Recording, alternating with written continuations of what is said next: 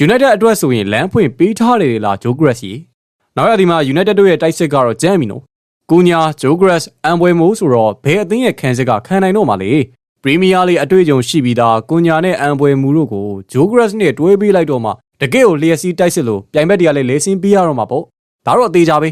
ပြီးခဲ့တဲ့ရာသီမှာပွဲတိုင်းတကိုးနှုံသွင်းနိုင်နေတဲ့တိုက်စစ်မှုတယောက်အနေနဲ့ပေါ်တူဂီမြေမှာကျွေပြနေတဲ့ဆွီဒင်တိုက်စစ်မှု Victor Jogres က United တို့ကလမ်းဖွင့်ပေးထားတာဝမ်းသာစရာပါပဲချန်ပီယံလိမကစားရသည့်တိုင်အောင် United ကိုပြောင်းမှုဆန်နာရှိနေတဲ့ Jogres ကတော့ Man U ပရိသတ်တွေရဲ့မြစ်တာကိုကြိုတင်ခံယူထားနိုင်သွားပြီဖြစ်ပါတယ်ပြီးခဲ့တဲ့ရာသီမှာ44ပွဲ44ကိုသွင်းထားနိုင်ခဲ့တဲ့ Jogres ကဥ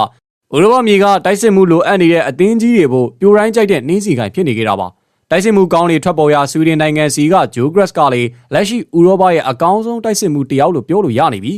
ဒီနှစ်နွေရာသီမှာတိုက်စစ်မှုအသစ်ခေါ်ယူဖို့အခိုင်အမာဆုံးဖြတ်ထားတဲ့အသင်းတွေအတွက် Jogres ကနံပါတ်1 target ဖြစ်လို့လာပါတယ်အရင်တော့ United ဟာ Jogres တဲ့ Victor Osimhen ပို့ပြီးတော့သဘောကျစိတ်ဝင်စားခဲ့တာပါဒါပေမဲ့အခုတော့ Osimhen ထပ်ပို့ပြီးတော့ခြေစွမ်းပြနေတဲ့ Jogres က United တို့ကအကောင်းဆုံးအဖြေဖြစ်လာဖို့များနေတာပါ Chelsea, Arsenal, Real Madrid, Barcelona ပြီးတော့ Manchester United အဲဒီနောက်မှာတော့ Liverpool sorry အသင်းတွေအကုန်လုံးကဒီဆွီဒင်သားပေါ်မှာမျက်စိကျနေကြတဲ့အတွက်အကုန်လုံးကခက်ခက်ကြိုးပမ်းရဝယ်ရှိနေကမှာကစားသမားဘက်ကနေပြီးတော့ United ဆိုမှတော့ဘာတွေလိုသေးလဲဗျာနီးပြဟောင်းနေလေပြန်လေလက်တွဲရမယ့်ပြင် Premier League ကိုတကြော့ပြန်ခိုးနာတော့မဲ့ Jogres က United ရဲ့ကောင်းငင်မှာဘယ်လောက်ထိပြန်တန်းနိုင်မလဲ